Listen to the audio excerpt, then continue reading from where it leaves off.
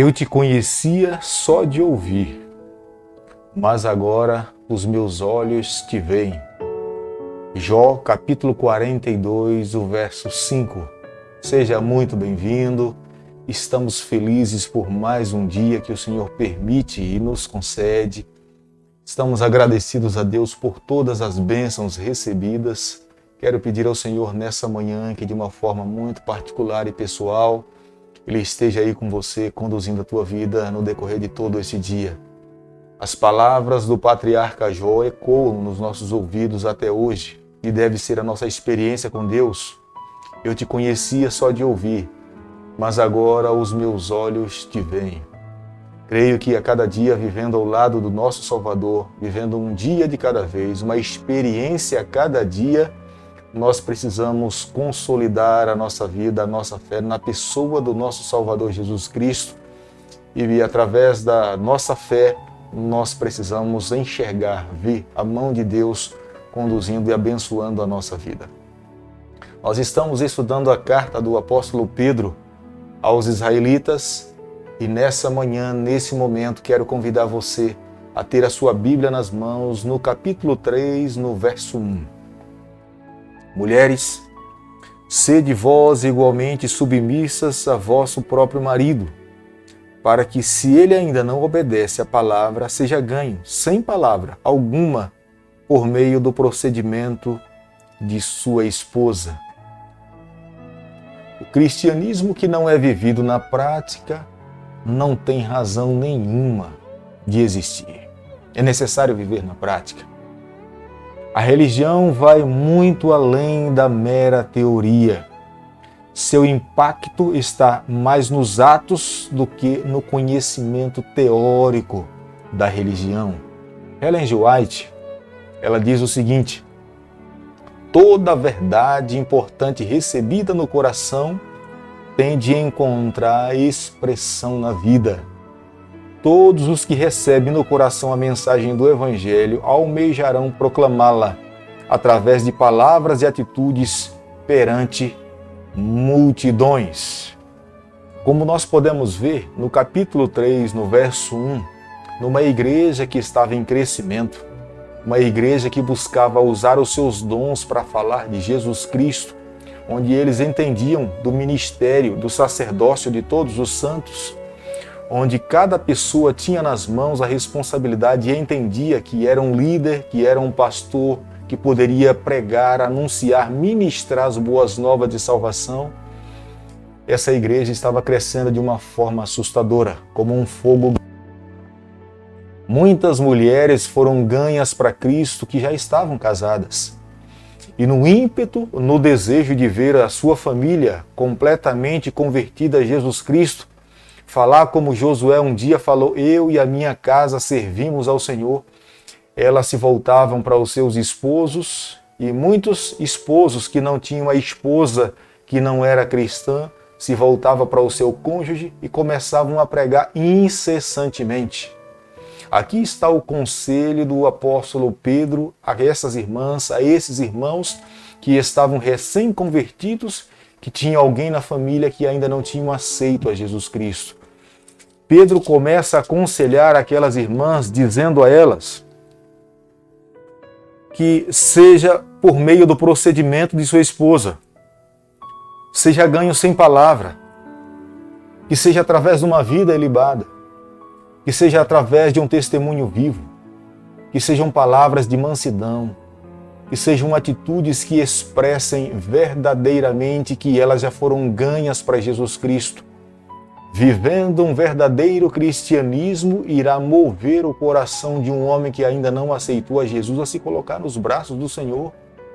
O apóstolo Pedro, preocupado com essas irmãs e com irmãos que estavam dentro da igreja, ele aqui começa a sua carta no capítulo 3, ensinando esses irmãos e essas irmãs como é que eles poderiam ganhar o seu cônjuge para Jesus Cristo.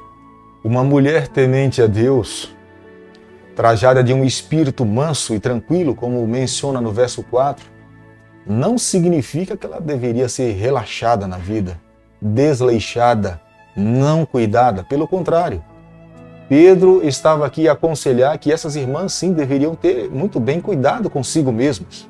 Mas a ênfase para ganhar alguém não era o exterior, mas o interior. Era uma vida com Deus, uma vida que a cada dia morria para o seu próprio eu e permitia que Jesus Cristo fluísse nos seus atos, que as pessoas e da sua família olhassem para elas e vissem que de fato e de verdade aquele batismo que um dia tinha acontecido na comunidade, na igreja, era de fato verdadeiro, tinha acontecido uma verdadeira conversão. Isso iria trazer um impacto na vida dos seus familiares e, consequentemente, eles também um dia iriam aceitar a Jesus Cristo. Pedro, ele cita o nome de Sara e fala que Sara foi uma mulher submissa ao seu esposo, como resultado de viver uma vida mansa, submissa, escondida em Cristo, uma mulher que aceitou o chamado do Senhor a fazer parte da família de Deus, de Jesus Cristo. O seu ato de fé foi imputado como justiça para a sua vida.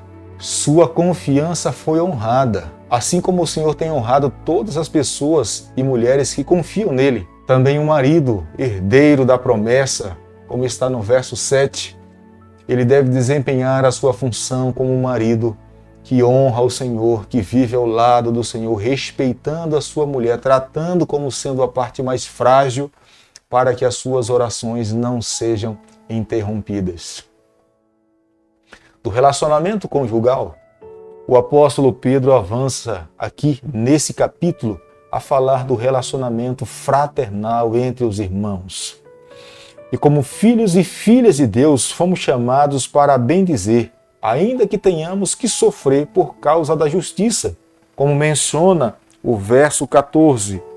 Mas ainda que venhais a sofrer por causa da justiça, bem-aventurados sois. Não vos amedronteis, portanto, com as suas ameaças, nem fiqueis alarmados.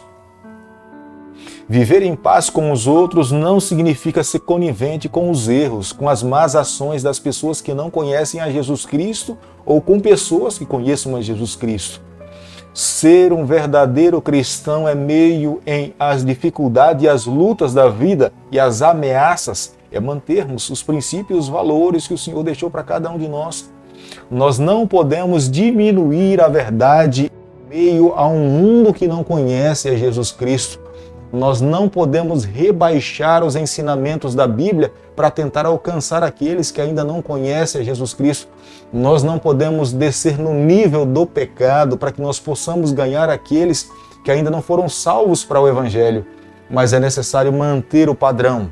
E se for necessário sofrer por causa da verdade, que assim seja, porque aos olhos do Senhor, como diz o apóstolo Pedro no capítulo 3, no verso 14, bem-aventurados sois por viver a justiça. Noé e sua família tiveram de suportar as cruéis perseguições e zombarias, mas eles permaneceram fiéis ao lado da verdade que eles sabiam que tinham que pregar. Através do idoso pregador, Jesus pregou aos espíritos em prisão, como está lá no verso 19, ou seja, aos antediluvianos, presos nas trevas do pecado. Estiveram os antediluvianos frente a frente com a verdade. Tiveram a oportunidade de poderem serem salvos, alcançar a salvação, mas escolheram, tiveram nas mãos o direito de escolha e acabaram perdendo as suas vidas. Apenas Noé e a sua família entraram na arca. E todas as outras pessoas que tiveram a oportunidade de estarem dentro da arca, porque vale a pena ressaltar nessa manhã, a arca foi construída por Deus para salvar pessoas. Ele queria que aquela geração pudesse ser salva. Ele sabia perfeitamente que se fosse necessário construir uma nova arca seria feita para salvar mais pessoas, mas apenas Noé e a sua família creram na palavra de Deus e apenas essas pessoas foram salvas. Não temos a menor dúvida. Nos dias de hoje, Deus também quer salvar a todos. Nós somos chamados a proclamarmos as boas novas de salvação, mas é claro, como aconteceu nos dias de Noé, hoje as pessoas possuem nas mãos o direito de escolherem, mas através da nossa vida, através do nosso testemunho, o evangelho que um dia nós conhecemos, esse precisa ser visto nos nossos atos, na nossa vida. Vivendo dessa forma, nós estaremos agradando ao Senhor. Se tivermos que sofrer, que soframos do lado do Senhor, tendo a certeza que aos olhos do Senhor nós seremos bem-aventurados. Eu quero nessa manhã pedir a Deus que Ele tome nas suas mãos, guie a sua vida, que a cada dia fortaleça a nossa caminhada e quando um dia Jesus Cristo voltar aqui a essa terra, encontre eu e você e a nossa família preparada para nos encontrarmos com o Senhor e vivermos com Ele por toda a eternidade. Oremos então ao Senhor. Bondoso Deus e Pai, as Tuas mãos nessa manhã nós nos colocamos. Pedimos a Tua bênção sobre a nossa vida e a nossa família. Fica conosco no decorrer desse dia. É o nosso pedido, é a nossa oração e nós fazemos em nome de Jesus. Que o Senhor te abençoe e te guarde. Que Ele faça resplandecer o seu rosto sobre você. Que Ele tenha misericórdia de você. Que sobre você nessa manhã levante o seu rosto e conceda a sua paz em nome de Jesus. Amém.